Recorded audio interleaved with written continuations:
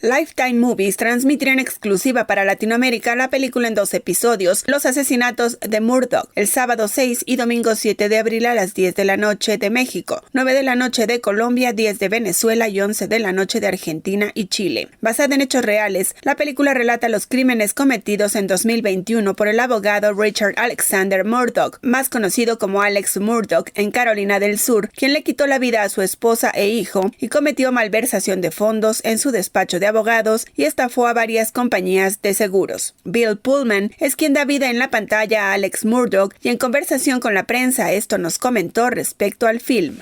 No conocía el caso, la verdad. No estoy tanto quizá en las redes y cuando leí el guión fue realmente como si me encontrara por primera vez con todo eso. Me pareció que era un buen guión. Y cuando lo terminé de leer, empecé a investigar un poquito de la historia real y me di cuenta de que gran parte del guión se había tomado directamente de transcripciones y que los personajes hablaban como las personas reales porque habían tomado muchos de los diálogos que habían estado en la llamada al 911, la cámara corporal, los primeros oficiales que llegaron a la escena con esas grabaciones de las cosas que se dijeron en el momento. Así que había como un gran sentido de la verdad que a mí me pareció muy atractivo.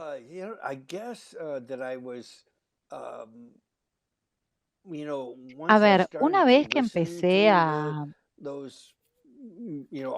escuchar un poquito más y a prestar más atención a, y a escuchar todas las cosas que él había dicho, como que ahí, como que en un momento pensé, ay Dios, no sé si me va a salir bien esto,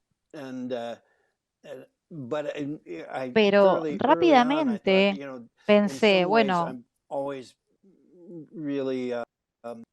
como que yo creo que si me lo propongo voy a poder hacerlo, ¿no? Así que bueno, como que ahí empecé como a absorber al personaje y algo muy desafiante era cómo poder hacer que esa historia pudiera mostrar escenas que en realidad nunca se grabaron, que son imaginarias en cuanto a lo que había pasado entre él, su mujer y su hijo. Entonces, esa parte de encontrar la naturaleza orgánica del personaje me pareció muy interesante y cuando llegué a hacer las escenas, ahí ya había perdido ese temor que me preocupaba hacer exactamente igual al tipo de la llamada, ¿no? Y que cualquiera porque me viera en YouTube supiera que iba por ahí. Creo que las escenas entre Alec y su hijo Paul y entre él y Maggie, su esposa, como que esas son escenas que uno se da cuenta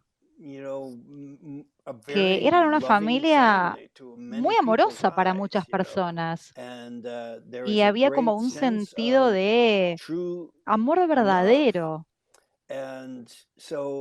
Entonces, como que eso fue en lo que yo me basé y yo no pensé como que él fingía el amor por su familia o que su familia fingía el amor por él. Parecía ser algo genuino.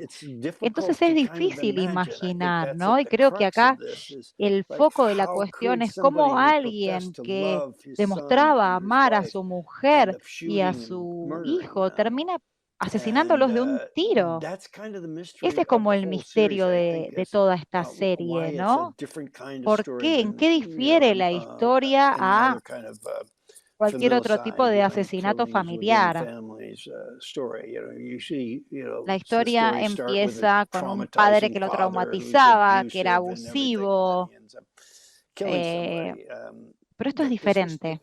esto es diferente y espero poder capturar eso. La película comienza en 2019 y vemos al abogado Alex Murdaugh como adicto a los estupefacientes, con problemas financieros y un hijo adolescente que se ve involucrado en problemas por el consumo del alcohol. Y en la segunda parte vemos ya el proceso judicial. Bill Pullman nos comenta respecto a por qué se decidió contar la historia en dos partes. La primera mitad de la historia es de alguna manera como el setup, ¿no? La preparación de lo que va a pasar. Y la segunda parte es la parte donde básicamente todo transcurre en los tribunales y qué es lo que pasa con cómo su vida se va desmoronando y cómo él se identifica cada vez más con alguien que no está diciendo la verdad. Yo siento que las posibilidades, para mí, a ver, la primera parte, ahí el gran desafío fue evitar que la gente lo condenara. Decía, no, es culpable, es culpable, es culpable. Y en esa preparación de la película, ese setup, yo lo planteaba como, bueno, no sé si es culpable o no. No se sabe si es capaz de hacer estas cosas de las que se lo acusa. Yo traté de mantener eso en el aire lo más posible para que cuando pasáramos a las escenas en tribunales vieran cómo él iba a enmarcar los motivos para lo que pasó y desde su perspectiva. Y ahí que se cuestionara qué tan auténtico era él a la hora de defenderse.